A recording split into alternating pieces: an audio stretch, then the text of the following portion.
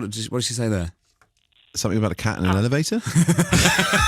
You're in our multiverse today, Benedict. And it's the Unpopular Opinion Circus, Hooray! Which we're going to be playing in today. Okay, great. And it will be a load of listeners who have got a load of unpopular opinions. Okay. We have some people ready to go. Okay. There is a theme tune. Sadly, you didn't bring the banjo in, actually. I know. I'm sorry. It just wouldn't fit in my pocket. And we sing every time. Here we go. Come and give us your unpopular opinion. Something up till now that you've been scared to say. Good. It's a good sort of baritone, isn't it? Say. Yeah, I like it. Let's start with Mark. My unpopular opinion is I like the smell of cow manure. Oh. I mean, but if you're nostalgic about the countryside, I suppose I could possibly go with it. Not maybe as much as the smell of petrol, which is quite a strong one, which I do like. You like that, do you? I'm afraid I do. I mean, not environmentally anymore, but, it's kind of a nice smell. But it kind of makes the back of my throat burn and me want to gag. So I'm going to say no. Mark, what do you do? Okay, do you work with... Do you work at a dairy farm? Work with feces or... Weirdly, I don't do anything like that. I'm a skip driver. Do you seek it out? Do you what's No, with travels to you? When I was younger, I was always in the countryside with my grandparents and things, and it's just not a bad smell. Yeah, I just like it. Yeah, sort of comforting, I guess. But then I was on the money. I get it. It's a thing that gives you, some nostalgia. But I guess situation is important. If you were to go back to your house and in your front room there was a pile of it, that's different, isn't it? Context and everything. Or if there wasn't a pile of it and you could smell it. I mean, that would be more disturbing. Yeah. Where is that coming from? And then suddenly it's a game. Where is it? Da, da, da, who in the house has come in your house? That's another theme tune. Mark, thank you. It's a weird start, but it's a great start. Let's go again. Okay. And come and give us your unpopular opinion. Something up till now that you've been scared to say.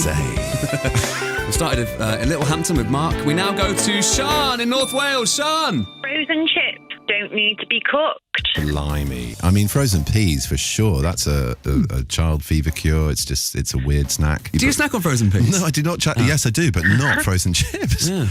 You should try it. Clearly. Give us the sell. I just think, if you're waiting for your tea to cook, it's just a nice little snack while you're waiting for those chips to cook, or, if you're watching telly, just get a couple to gnaw on while you're waiting.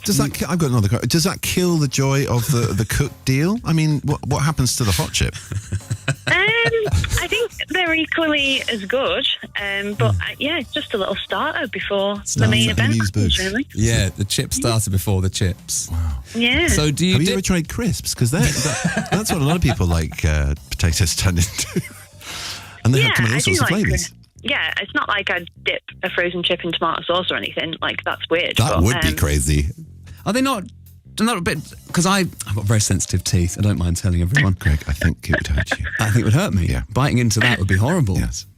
Like your worst kind of ice cream. You start on the crispy ones, the little ones, and then as crispy the bigger frozen ones... This is brilliant. Maybe I have to say, look, I mean, the manure smell, that I've had experience of.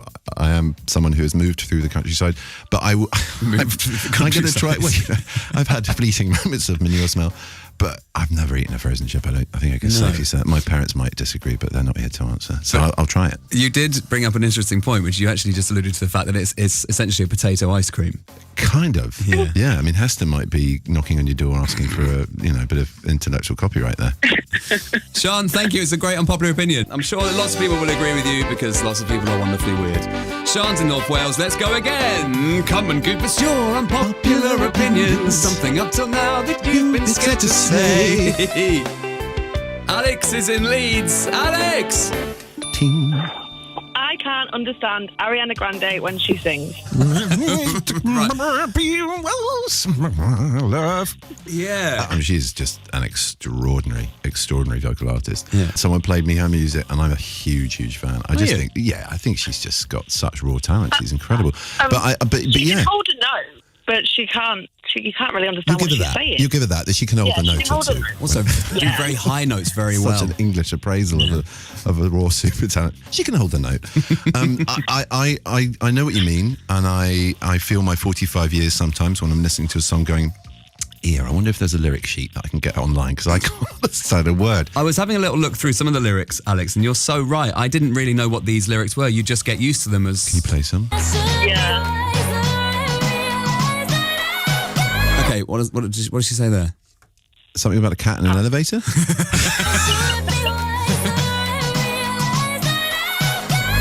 She realises she's a love cat. Suddenly she realises she's a love cat stuck in an elevator and she goes, "Ah!" at the end because she's scared. Not quite. Oh. I should be wiser. I realised that I got. Stuck in an elevator with a cat. That's the bit that's missing. How about this one?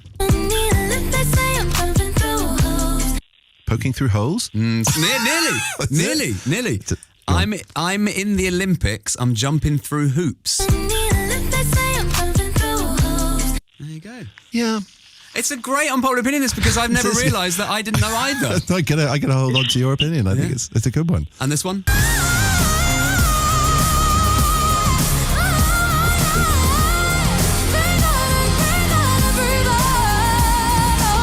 She's saying, oh yeah, free love.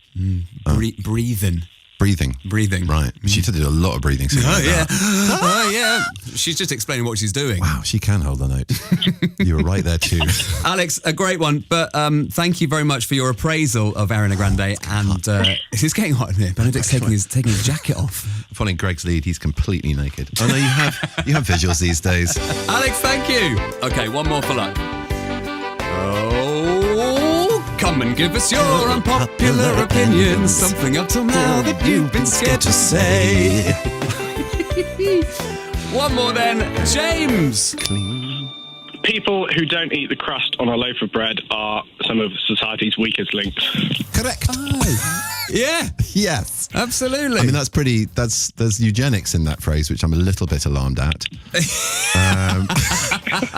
But apart from that, he's being jolly with it. He's being jolly with it. Yeah, he's being jolly with it. And let's put it more generously, they're missing out. Exactly, they're missing out on all the key nutrients. Go on, Benedict. I mean, I agree with you. I like the texture. I like the fact that that's the thing that holds a sandwich. And it's the crusty bit. It's good. Yeah, it's the chewest bit. It's nice. James and Whitney, thank you so much for your call.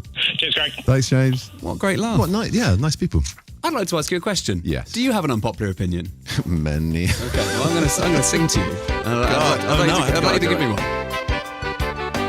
Come and give us your unpopular opinion. Me? Something up till now that you've been scared to say. Scared at much.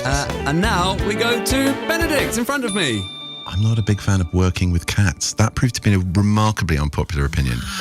I mean, it's not saying I don't like cats. It's saying I don't want to work with them. But cat lovers just can't get it. They're like, he hates cats. I'm like, the two sentences are utterly diametrically opposed. Try working with your cat owners. Try getting them to hit a mark in a studio environment with actors and things going on. I mean, kittens are fantastic. They will play with balls and string. Balls and string? No, balls of string is what I was trying to say, or balls of whatever. You know, they literally go, oh, look, something to paw against. They will lick from sources of milk. The minute they've got a rough idea that they're a cat, forget it. Forget it. They are just impossible. Herding cats is a phrase for a reason. It's impossible. Would you pick working with dogs over working with cats?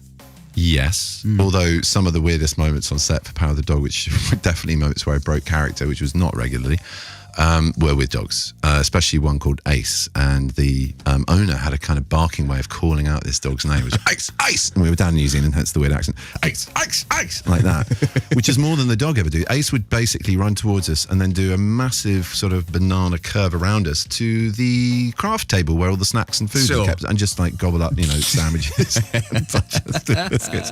And it was supposed to be a very well-trained, at-heel kind of farm dog, but no. What a mad job you have. It is truly bonkers, yes. Do you think it's, do you remember the maddest day that you've ever had on a set? I mean, well, this film, just being strung up in the harness and flown around blocks of New York and then actually just seeing the M3 over there and the tough 500-strong crew all clad in protective gear, having done their tests for the morning. I mean, just an amazing amount of effort goes into making any of these films. But during the age of COVID and lockdowns, it was remarkable. And I was sort of swinging around underneath the head of this crane going, this is nuts.